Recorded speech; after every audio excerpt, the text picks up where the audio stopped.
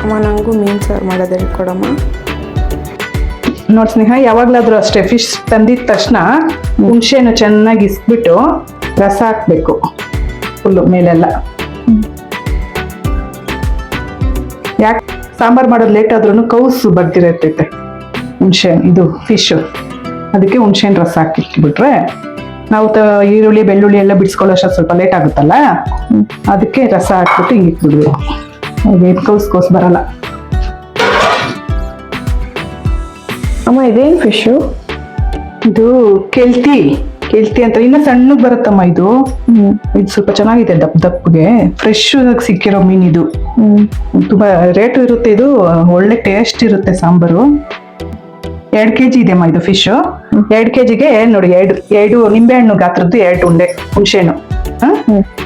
ಇಷ್ಟಿಷ್ಟೇ ಇರಲಿ. 1 kgಗೆ 1 ನಿಂಬೆಹಣ್ಣು ಗಾತ್ರದ್ದು ಹುಣಸೆಹಣ್ಣನ್ನ ನೆನೆಸ್ಬಿಡೋಣ.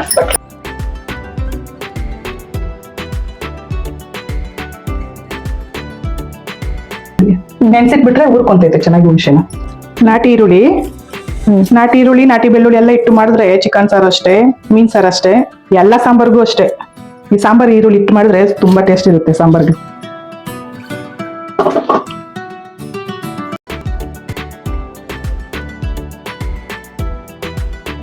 ಈರುಳ್ಳಿ ಆಯಿಲ್ ಹಾಕ್ದಿರ ಹಂಗೆ ಫ್ರೈ ಮಾಡ್ಬೇಕು. ಆಗಿನ ಕಾಲದಲ್ಲಿ ಅಮ್ಮನವರು ಅಜ್ಜಿಯವರು ಮಾಡೋವಾಗ ಇದು ಒಲೆಗಳಲ್ಲಿ ಮಾಡೋರಲ್ಲ ಅಡಿಗೆ, ಎಲ್ಲ ಒಲೆನಲ್ಲಿ ಸುಕ್ಕಿ ಮಾಡೋರು. ಎಷ್ಟು ಟೇಸ್ಟ್ ಇರೋದು ಸಾಂಬಾರ್ಗಳು.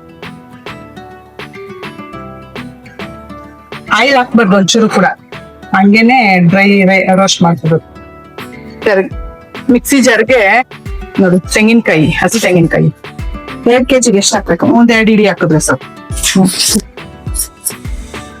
ಬೆಳ್ಳುಳ್ಳಿ ಅದನ್ನು 1-2 ಇಡಿ ಚಿಕ್ಕದಾಗಿ. ಒಟ್ಟು ಬಿಡಿಸಿಲ್ಲ ಅಂದ್ರೆ ಪರವಾಗಿಲ್ಲ ಅಲ್ಲ, ನಾಟಿ ಬೆಳ್ಳುಳ್ಳಿ ಬಿಡಿಸಿದ್ರು ಪರವಾಗಿಲ್ಲ. ಇನ್ನು ಅಂಗಡಿಗಳಲ್ಲಿ ತರ್ತೀವಲ್ಲ ದೊಡ್ಡ ಬೆಳ್ಳುಳ್ಳಿ, ಅದು ಮಂದ ಇರುತ್ತೆ, ಒಟ್ಟು ಬಿಡಿಸ್ಬೇಕು. ನಾಟಿ ಬೆಳ್ಳುಳ್ಳಿಯಲ್ಲಿ ಒಟ್ಟು ಮಂದ ಇರಲ್ಲ, ಹಂಗೆ ಉಜ್ಜಿಬಿಟ್ಟು ಹಾಕ್ಬೋದು.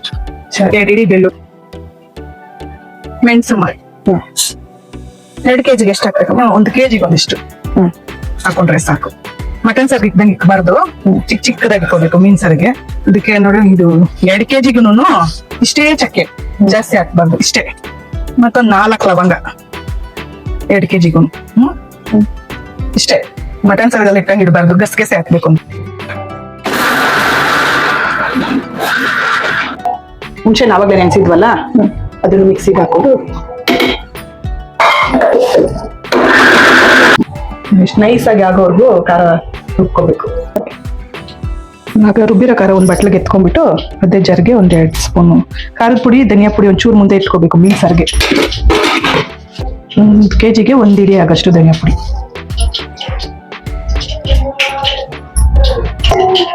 ಸ್ವಲ್ಪ ಅರಿಶಿನ ಪುಡಿ, ಶುಂಠಿ ಸ್ವಲ್ಪ ಹಾಕೋಬೇಕಮ್ಮ, ಫ್ಲೇವರ್ ಕೊಡೋದಿಕ್ಕೆ ಮಾತ್ರ, ಜಾಸ್ತಿ ಹಾಕ್ಬಾರ್ದು. ಅದನ್ನೊಂದು ರೌಂಡು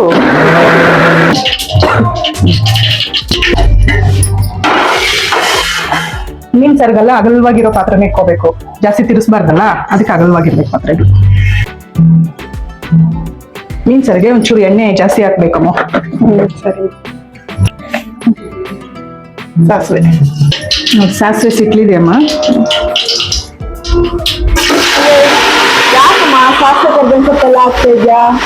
ಮೀನ್ ಸಾರಲ್ವಮ್ಮ, ಮೀನ್ ಸಾರಿಗೆ ಕರ್ಬೇವಿನ ಸೊಪ್ಪು ಸಾಸಿವೆ ಎಲ್ಲ ಹಾಕ್ಲೇಬೇಕು. ಫಿಶ್ ಸಾರ್ಗೆ ಹಾಕ್ತಾರ ಸಾಸಿವೆ ಕರ್ಬೇವಿನ ಸೊಪ್ಪು? ಮಟನ್ ಸಾರಿಗೆಲ್ಲ ಹಾಕಲ್ಲ, ಫಿಶ್ ಸಾರ್ಗೆ ಹಾಕ್ಲೇಬೇಕು ಕರ್ಬೇವಿನ ಸೊಪ್ಪು ಸಾಸಿವೆ, ಒಗ್ಗರಣೆ ಕೊಡಬೇಕು. ಎಣ್ಣೆ ಒಂಚೂರು ಮುಂದೆ ಹಾಕೋಬೇಕು ಮೀನ್ ಸಾರಿಗೆ.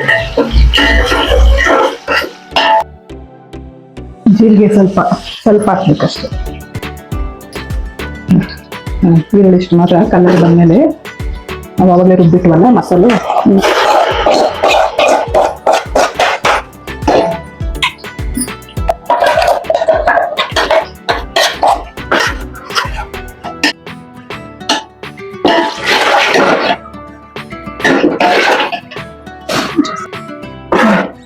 ಮಂದಕ್ಕೆ ಇರ್ಬೇಕಮ್ಮ ಮಸಾಲೆ. ನೀರ್ ಜಾಸ್ತಿ ಹಾಕ್ಬಾರ್ದು, ಮೀನ್ ಹಾಕಿದ್ರೆ ನೀರ್ ಬಿಟ್ಕೊಂಡ್ಬಿಡ್ತೈತೆ.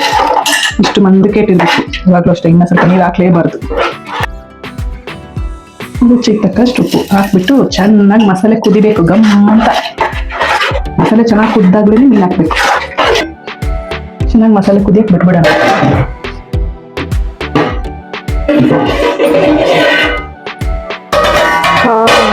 ಗಮ್ ಅಂತ ಐತಮ್ಮ. ಇನ್ನ ಚೆನ್ನಾಗಿ ಕುದಿಬೇಕಮ್ಮ, ಇನ್ನ ಸ್ವಲ್ಪ ಹೊತ್ತು.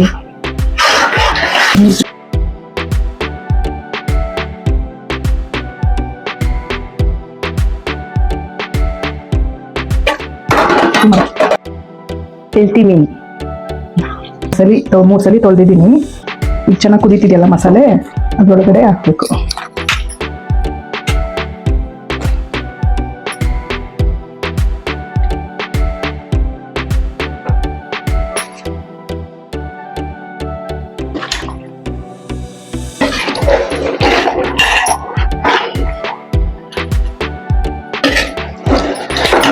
ಚೆನ್ನಾಗಿ ಒಂದ್ಸಲಿ ತಿರ್ಸ್ಬಿಟ್ರೆ ನಮ್ಮನ್ನ ಮತ್ತೆ ತಿರ್ಸ್ಬಾರ್ದು. ಮೀನ ಹಾಕಿದ ತಕ್ಷಣ ಮಸಾಲೆ ಒಳಗಡೆ ಒಂದ್ಸಲಿ ಮಾತ್ರ ತಿರ್ಸ್ಬಿಟ್ಟು ಬಿಟ್ಬಿಡ್ಬೇಕು. ಇನ್ನು ತಿರ್ಸ್ಬಾರ್ದು, ಅದನ್ನ ಪುಡಿ ಆಗೋಗ್ತೈತಿ.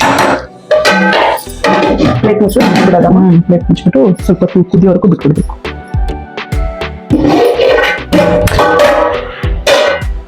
ನೋಡಮ್ಮ, ಕುದಿಯೋವರೆಗೂ ಹೈ ಫ್ಲೇಮಲ್ಲಿ ಇಟ್ಟಿರ್ಬೇಕು.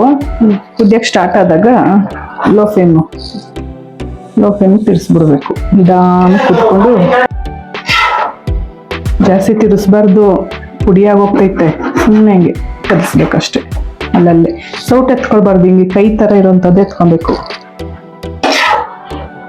ಅಮ್ಮ ಈ ಫಿಶ್ ಎಗರ್ತೈತೆ. ಅದು ಕುದೀತಾ ಇರೋದು ಹಂಗೆ. ಅದು ಬದುಕಿದ್ಯಾ ಎಗ್ರೋಕೆ? ಈಗ ಮೀನ್ ಸಾರು ರೆಡಿ ಆಗ್ಬಿಟ್ಟಿದೆ. ಚೆನ್ನಾಗಿ ಎಣ್ಣೆ ಎಲ್ಲ ಬಿಟ್ಕೊಂಡಿದೆ ನೋಡ. ಬೆಂದೈತೆ ಅಂತ ಹೆಂಗ್ ಗೊತ್ತಾಗುತ್ತಮ್ಮ? 10 ನಿಮಿಷ ಇಲ್ಲ 15 ನಿಮಿಷ ಲೋ ಫ್ಲೇಮ್ ಇಟ್ವಲ್ಲ, ಒಂದು 10 ನಿಮಿಷ 15 ನಿಮಿಷ ಬಿಟ್ಟರೆ ಸಾಕು. ಬೆಂದು ಸ್ವಲ್ಪ ಗಟ್ಟಿಯಾಗಿದೆ ಅಷ್ಟೇ. ಮಟನ್ ಬೇಯಿಸ್ದಂಗೆ ಜಾಸ್ತಿ ಬೇಯಿಸಬಾರ್ದು, ಪುಡಿಯಾಗಿ ಹೋಗ್ತೈತೆ. ಲೋ ಫ್ಲೇಮಲ್ಲಿ ಇಟ್ಟ ಮೇಲೆ 10 ನಿಮಿಷ ಬೇಯಿಸಿದ್ರೆ ಸಾಕು.